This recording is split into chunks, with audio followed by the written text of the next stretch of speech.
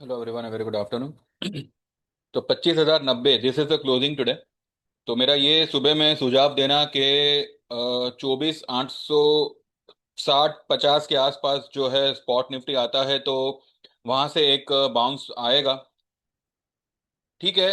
क्या होता है कि मार्केट में या कभी भी लाइफ में कहीं पे भी अगर आपको सक्सेस मिलता है, तो वो सिर्फ एक ही फॉर्मूला से मिलता है: if you are at the right place at the right time with the right work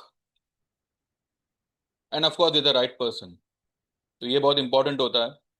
मेरे कुछ six clients where they manage to get some 100-125 points in Nifty future. जैसे ही निफ्टी जो है 882, 24,882 की लो बना के जो उसने वहां पे कुछ देर एक एक एक 2-5 मिनट वहां पे रुकी, and it just try to move above 910, 24,910, and they jumped on Nifty futures to go long and captured some 125 points, which is, I guess, for the intraday is more than enough. कुछ 8-9 हज़ार उनके बन गए। 6 क्लाइंटों ने ये लिया है future में, उतना मुझे पता है। अब ऑप्शन वालों को मैंने वैसे मैंने ऑप्शन लिखा नहीं था, मैंने सिर्फ यही कहा था कि ये लेवल पे निफ्टी बाय कर सकते हैं। बिकॉज मैं भी इतनी हड़बड़ी में था कि पूरा इतना इतना सब कुछ लिख पाना। यानी कि देखिए, जो अभी समझदार है उसको एक बार इशारा करो तो काफी होता है। यानी कि अगर मैं कह रहा हूँ कि 25,050 मिनिमम, और फिर मैंने वीडियो बना के सबको ये भी बताया कि 25,275 और 350 ये लेवल आ सकते हैं निफ्टी में। तो 25,100 के आसपास तो निफ्टी आ ही गया है। और मुझे लगता है कि कल 200 के आसपास जो है मार्केट आना चाहिए, 25,200 के आसपास। और वहां पे जो है, वहां पे एक क्रूशियल बात बन सकती है। बिकॉज निफ्टी ने अभी जो है कुछ 200 सवा 200 पॉइंट की जंप लगाई आज लो से। इसके बावजूद भी जो है उसका 10 EMA daily basis, daily chart का जो 10 EMA है वो अभी भी 20 के नीचे है, राइट। और काफी नीचे है। It's about some 20 points. अभी काफी तो नहीं बोल सकते, पर ठीक है, एवरेज के हिसाब से देखो तो 20 पॉइंट्स इज गुड डिफरेंस। तो 10-20 EMA के आसपास तो निफ्टी एक बार निकलेगा, उतना तो कंफर्म है। अब वहां पे ये देखना होगा कि वो इस 10-20 को क्रॉस करता है या क्या करता है। बिकॉज अगर वो वहां से सेलिंग पकड़ता है, ठीक है, अगर वो वहां से सेलिंग पकड़ता है तो वैसे भी मैं ये नहीं कह रहा कि मंदी खत्म हो गई है। टू बी वेरी फ्रैंक, मंदी is not yet over. In fact it has not yet started only. अभी तक मंदी शुरू ही नहीं हुई है। मार्केट इज जस्ट, वो सिर्फ डोल रहा है ऊपरी लेवल पे, एक छोटे रेंज के अंदर। तो आज 24,882 की उसने लो बनाई है। कैलकुलेटिवली अगर हम देखें तो 25,275 is the 50% of retracement level Fibonacci के हिसाब से। 25,669 की जो हाई बनाई थी वहां से निफ्टी गिरा था, राइट। अभी जो उसने लेटेस्ट बनाई, और आज की जो लो है 24,882, तो उसको कैलकुलेट करो और उसका 50% निकालो तो 25,275 के करीब आता है। उसका 61.8% निकालो तो 360-70 के आसपास कुछ आता है। ऐसा ही कुछ रफली मुझे ध्यान पड़ रहा है, मैंने यही कुछ फिगर निकाला था। तो 275 से लेके 350, this is going to be a big big crucial level, जहां से मुझे लगता है डेफिनेटली निफ्टी टर्न मारेगा। अगर उसने 10-20 EMA क्रॉस कर भी दिया, then also I won't say कि यहाँ से अंधाधुंध तेजी हो जाएगी एंड ऑल, जी नहीं। ये तेजी हमने सिर्फ एक छोटे छोटे रेंज के लिए वी हैव टेकन। मैं आपको कुछ मेरे आज ट्रेड्स में बहुत दिनों के बाद कुछ शेयर करूंगा। तो देख लेते हैं कौन कौन से ट्रेड्स मैंने क्या क्या किया हुआ है।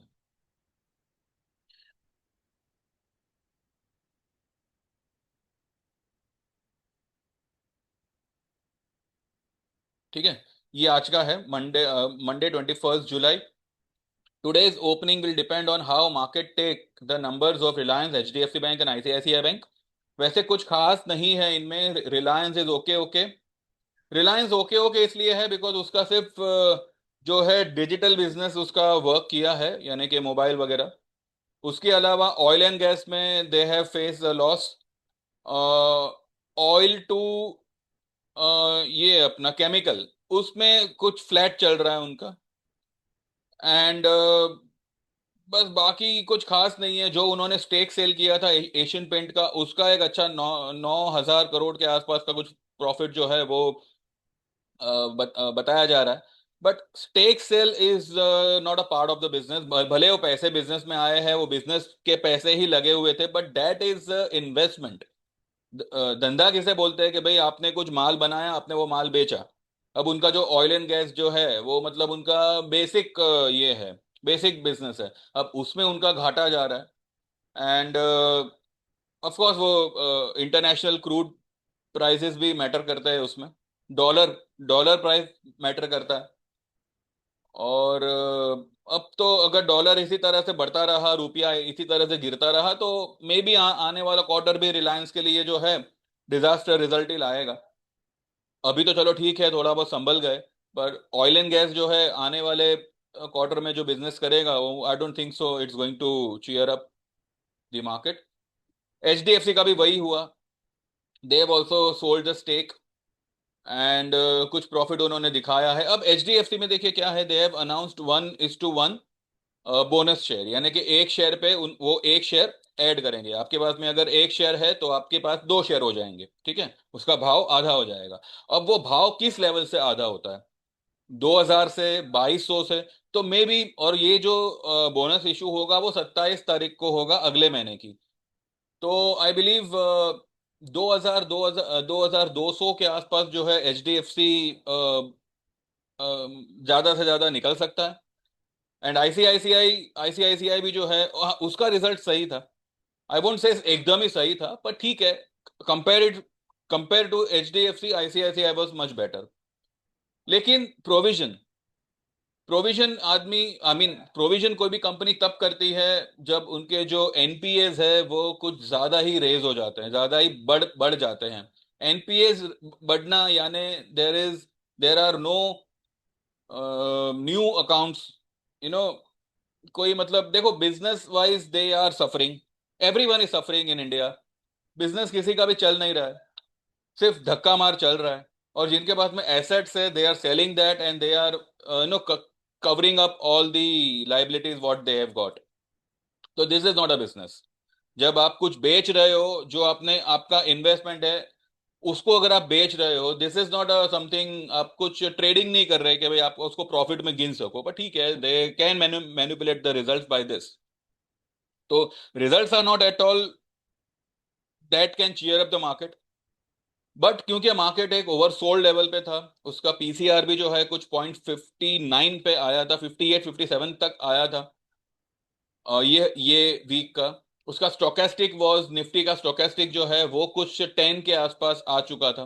तो वहां से एक बाउंस बनता था। और वैसे भी जो है वो ट्रेंड लाइन, जो वो काली लाइन थी, वो ट्रेंड लाइन पे जो है वो आया था।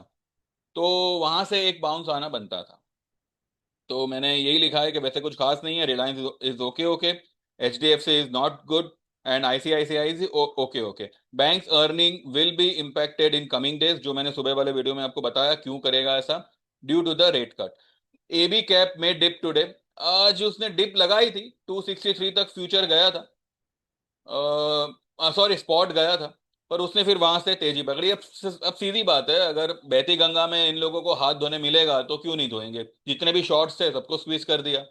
पर इसका ये मतलब नहीं है कि ये काउंटर में तेजी आ जाएगी। 272 274 से फिर इसमें जो है सेलिंग पकड़ेगी। तो फ्राइडे के दिन इसलिए मैंने कहा था कि जो भी है प्लस माइनस करके एक बार निकल जाना। एंड मौका मिलेगा तो आज जो है अच्छा मौका था। और अब किसी ने लिया हो तो ठीक है। वैसे मैंने एबी कैपिटल अगस्त में मैंने जो एक बार पहले बोल दिया था वही मैंने बोला था। आज मैंने एबी कैपिटल के बारे में कुछ नहीं कहा, सिर्फ ये कहा है कि गिरेगा। तो देखते हैं, अगर किसी ने लिया है अगस्त का, अगर आज मौका नहीं मिला तो कल आप ले सकते हैं। जो भी आपका जुलाई का है, जितने भी लॉट्स होंगे, आप एक लॉट अगस्त का ले लेना, सब आपका कवर अप हो जाएगा। और उसके बाद में मैंने ये दिया है, निफ्टी अगर ऊपर खुला देन 25,300, तो sorry 25,030, 70 and 25,130 are the strong resistance.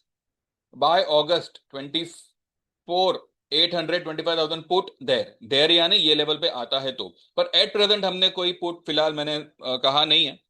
ठीक है, उसके बाद मैंने निफ्टी बाय करने का बोला था। तो निफ्टी बाय करने से पहले मैंने टीसीएस बाय करने का बोला था, जो मैंने सुबह आपको कहा था कि मैंने एक आईटी ट्रेड दिया हुआ है, तो वो आईटी का ट्रेड ये है।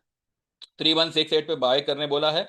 Add more in dips around 3150। I don't think so ये लेवल आएगा tomorrow. 33 sorry, target will be 3300 plus.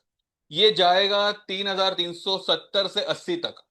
TCS जो है ये लेवल मुझे लगता है आना चाहिए टीसीएस में। ठीक है। और कल कल देखिए, आज बैंक निफ्टी आज अच्छा खासा भागा है, तो वही वही रफ्तार हम बैंक निफ्टी में कल दोबारा देखें ये जरूरी नहीं है। कल मुझे लगता है bank Nifty will be subdued. हो सकता है 100 150 पॉइंट ही शायद कल bank Nifty, I don't think तो किसी किस्म का कोई कंट्रीब्यूशन देगा। तेजी रहेगी कल, लेकिन आईटी विल लीड द तेजी कल। और किसी सेक्टर में कुछ हो ना हो, लेकिन IT is going to be, कल आईटी राइज करेगा, इतना मुझे पता है। एंड टीसीएस आई बिलीव जो भी उसका रिजल्ट का इम्पैक्ट था वो अभी तक चल ही रहा है, पर अब क्योंकि स्टॉक काफी ओवरसोल्ड हो चुका है और यहां से उसमें भी एक अच्छा खासा 3-4% का बाउंस बनता है, तो टीसीएस आई बिलीव कल कम से कम 100 से 125 पॉइंट तक जो है मुझे लगता है टीसीएस में मूवमेंट आनी चाहिए। एंड आई बिलीव 3300 का जो हमारा कॉल है अगस्त का जो हमने लिया हुआ है, उसमें कल एक अच्छा ये मिलना चाहिए। ठीक है। उसके बाद में मैंने ये दिया हुआ है निफ्टी का, बाय निफ्टी अराउंड 24,860, अब 882 तक आया। ठीक है, तो 60-65 इज हार्डली 20-15 पॉइंट्स अवे। तो आई बिलीव कंसिडर कर लेना चाहिए था। एटलीस्ट 24,910 पे भी अगर आप बाय करते थे, जैसे बाकियों ने किया, तो वो भी एक अच्छा ही ये था, लेवल था। और जो भी 250 पॉइंट की रैली आज निफ्टी ने की लो से, हमें हमें उतना रैली नहीं चाहिए। हमें अगर 100 125 पॉइंट की भी रैली मिल जाती है तो हमारा काम बन गया। ठीक है ना। तो ठीक है जी, जो लोग ले पाए उन्होंने लिया, लेकिन फिर मैंने लिखा हुआ है कि ये उसका स्टॉप लॉस रहेगा 24,800 का, और स्टॉप लॉस जो है वो स्ट्रिक्टली फॉलो करना है। फिर मैंने लिखा है निफ्टी बाउंस्ड, इन केस किसी ने मिस किया हो kindly buy TCS in cash in future और इन ऑप्शन। यानी कि जो लोग जो लोग निफ्टी ले पाए ठीक है, उन्होंने भी ये टीसीएस लिया हुआ है, लेकिन इनकेस अगर कोई कोई निफ्टी में मिस कर गया, ठीक है, तो they can go for TCS. And चाहे किसी में भी लो, चाहे कैश में लो, चाहे डिलीवरी में अपना इसमें लो, एफ एंड ओ में लो, टीसीएस विल राइज, इतना मैं मानता हूं। कल परसों में TCS will show a good movement on the upside. फिर मैंने लिखा है कि those who are in sell in Glenmark Pharma kindly hold it. 2100 1900 आना चाहिए। निफ्टी तेजी से इसको फर्क नहीं पड़ेगा। ऑल्सो ए बी कैप 260 250 आना चाहिए।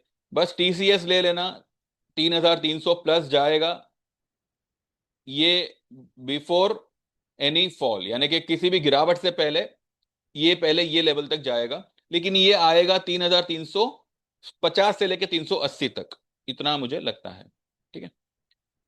फिर मैंने गोल्ड का दिया है कि on crossing and sustaining above 98,380 gold will rally to 91 sorry 99,150 200 के आसपास आज या कल तक गोल्ड आना चाहिए।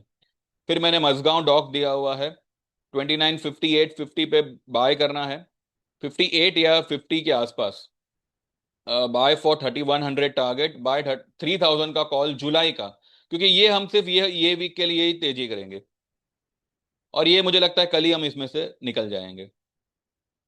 60 के आसपास आप इसका कॉल ले सकते हैं, 3000 का जुलाई का। स्टॉप लॉस होगा क्लोजिंग बिलो 2900, जो मुझे नहीं लगता आएगा, बिकॉज ये काफी ओवरसोल्ड जोन में है मजगांव डॉक, और ये मुझे लगता है कल ही अच्छा पिकअप लेगा।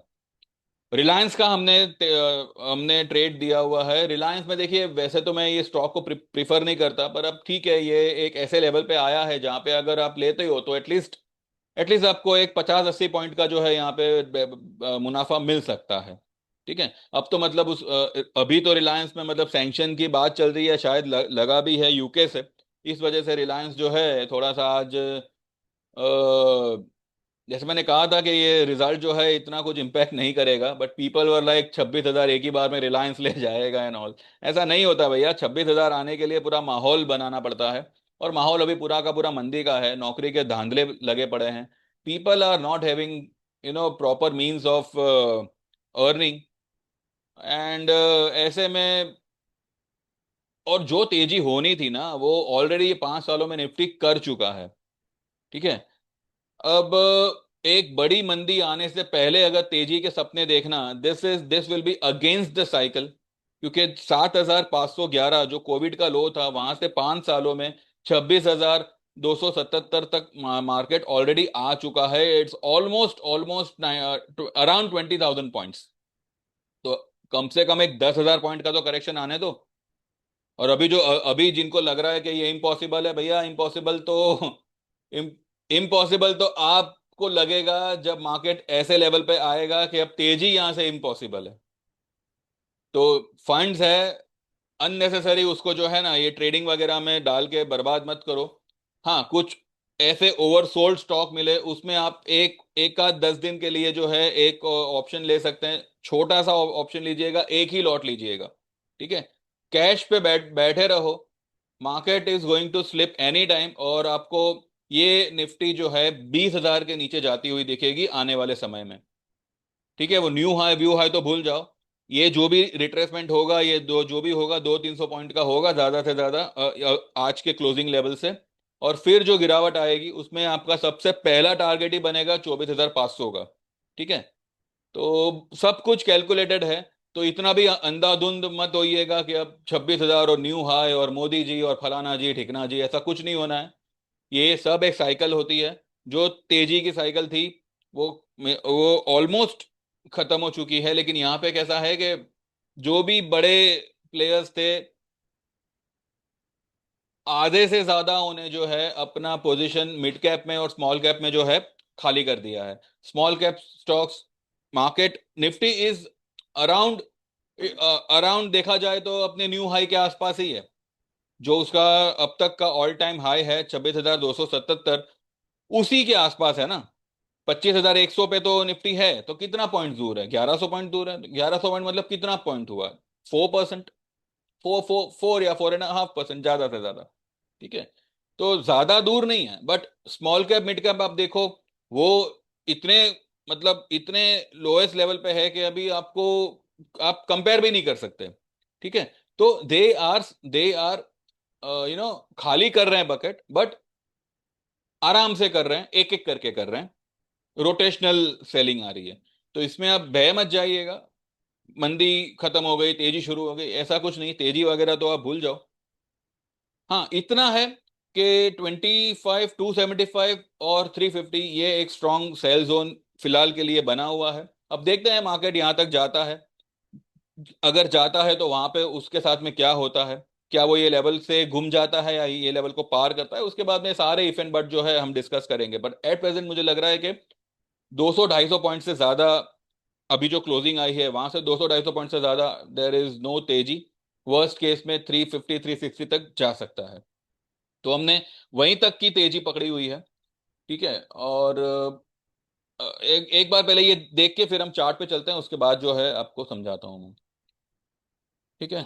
ये देखिए, rail is pressuring down, whereas Nifty bank Nifty is pulling up. कल IT and pharma will pull, specially IT, so hold to TCS target for 3,300 and 3,380. Reliance is near its oversold zone, keeping closing basis stop loss of 1380 by Reliance at 1426. Add around add more around 1390, 1400, target will be 100 points. तो मैं भी यहाँ पे रिलायंस में सिर्फ 100 point का ही target दे रहा हूँ। ठीक है। बाय 1450 जुलाई का कॉल, ₹10.50 पे, ये कुछ ₹11 के आसपास कुछ बंद हुआ होगा। And target will B double. ठीक है। तो ये है फिलहाल हमारा मार्केट का जो भी हमने आज किया है उसका लेखा जोखा। अब देखिए यहाँ पे देखते हैं। फिलहाल तो ये डब्बे में है, अपने 10 और 20 EMA के नीचे है। अगर ये डब्बे को क्रॉस करता है तो इसको ये लेवल, ये जो है ना, ये देखिए, ये ट्रेंड लाइन यहाँ से ये लेवल से नीचे आ रहा है। तो ये लेवल यानी कि 200 204 के आसपास जो है इसको रेजिस्टेंस मिल सकता है, 200 के आसपास। अगर 200 पार करता है देन ये ब्लू लाइन को पार करना थोड़ा सा मुश्किल बन सकता है। तो ट्रेंड लाइन वाइज 25 220 230 का जो लेवल है वो एक स्ट्रॉन्ग रेजिस्टेंस बनेगा। अब अगर मार्केट टेक्निकली ये गैप फिल करने जाता है, ठीक है, ये यहाँ पे कुछ 12-15 पॉइंट का गैप है, ये जो कैंडल है ये और ये कैंडल के बीच में, तो मुझे लगता है कि ये ब्लू लाइन तक, या एटलीस्ट ये ब्लू लाइन और ये पिंक लाइन के बीच में, ये पर्पल लाइन के बीच में, तो वो जो 350 का जो लेवल है वो आ जाएगा। पर इसको पार करना थोड़ा सा नहीं, बहुत मुश्किल रहेगा मार्केट के लिए। और मार्केट जो है यहाँ से अगर इसने सेलिंग पकड़ी तो ये 450 का लेवल ब्रेक करेगा, सॉरी 500 का लेवल ब्रेक करेगा, 24,500 का, ठीक है, नीचे की तरफ। तो इतना आप ध्यान में रखिएगा। सिमिलरली विद बैंक निफ्टी में भी जो है कल मुझे लगता है, जैसे मैं कह रहा हूं कि कल बैंक निफ्टी सबड्यूड रहना चाहिए, तो कल ज्यादा से ज्यादा बैंक निफ्टी में 57,100 150 ये लेवल मुझे लगता है फिलहाल आ सकता है। और अगर ये लेवल आता है देन बैंक निफ्टी में can take a sell position again for the target of this 56,450।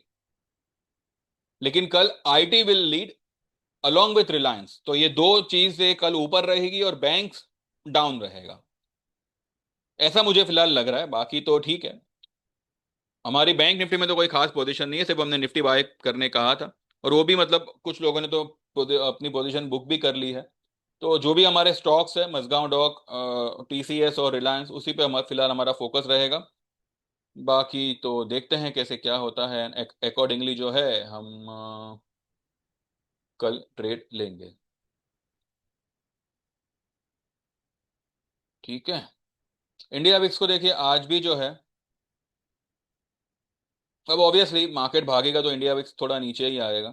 तो इंडिया विक्स थोड़ा डाउन है, कोई बात नहीं, पर ये मुझे लगता है यहाँ से जो है ये राउंडिंग पैटर्न बना के फिर ये 16-17 की तरफ निकल सकता है। अब देखते हैं ये कब कब निकले कब नहीं निकले।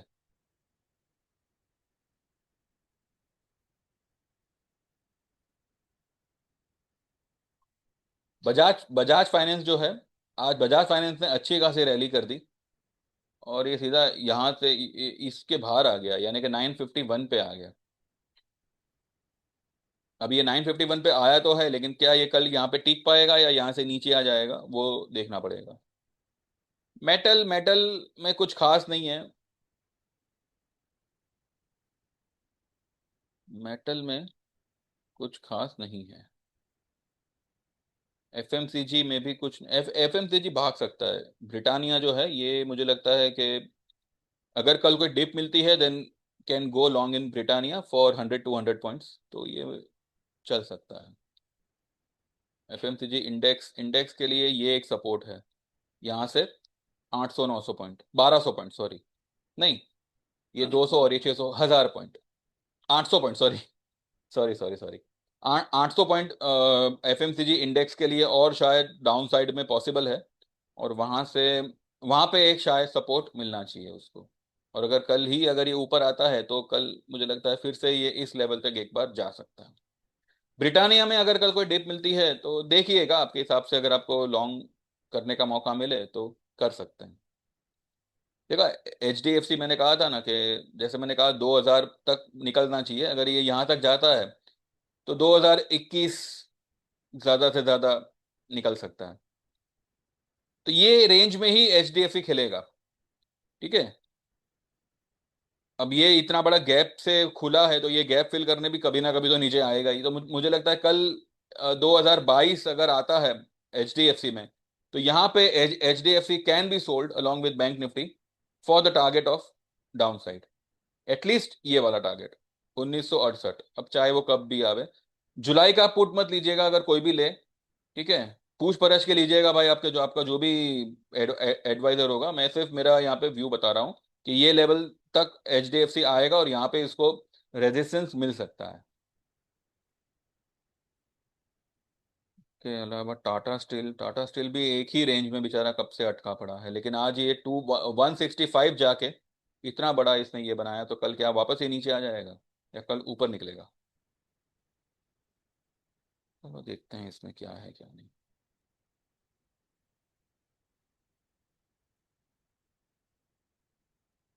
ठीक है।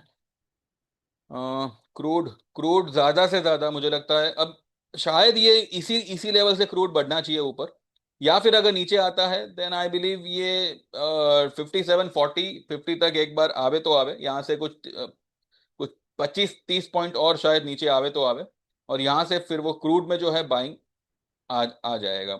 गोल्ड गोल्ड अभी फिलहाल तो ये ट्रेंड लाइन के ऊपर है, सस्टेन्ड है, तो दिन रहते मुझे लगता है कि ये इस लेवल तक जा सकता है, 99 150 200 के आसपास। इसको क्रॉस किया देन गोल्ड में जो तेजी आएगी आप देखते रह जाओगे। वैसे मुझे लगता है कि ये ब्लैक लाइन क्रॉस होगी, डेफिनेटली क्रॉस होगी, देखते हैं। तो ये है फिलहाल कल के लिए व्यू। पसंद आया तो प्लीज लाइक करिएगा। Those who wants to join they can WhatsApp on 9082503553। आपका नाम मेंशन करिएगा। आप इक्विटी का 6 महीने का सर्विस ज्वाइन कर सकते हैं। चार्जेस होंगे 5000। आप 1 साल का सर्विस ज्वाइन ज्वाइन कर सकते हैं इक्विटी में, चार्जेस होंगे 8000, और लाइफ टाइम का चार्जेस होंगे 15000। कमोडिटी ज्वाइन करना है you can go for 6 month service जिसके चार्जेस होंगे 7000। 1 ईयर सर्विस चार्जेस होंगे 10000, और लाइफ टाइम सर्विस चार्जेस होंगे 18000।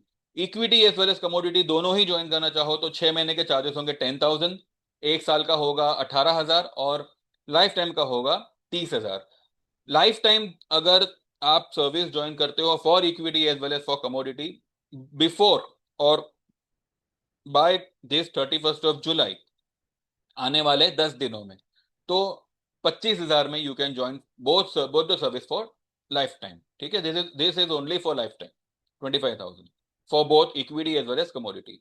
तो देख लीजिए, जो भी आपकी फीस होगी 3-4 ट्रेड में कवर अप हो जाएगी, एंड फिर आपको जो है आपको व्हाट्सएप पे ही जो है आपको इंडिविजुअल ट्रेड्स आएंगे।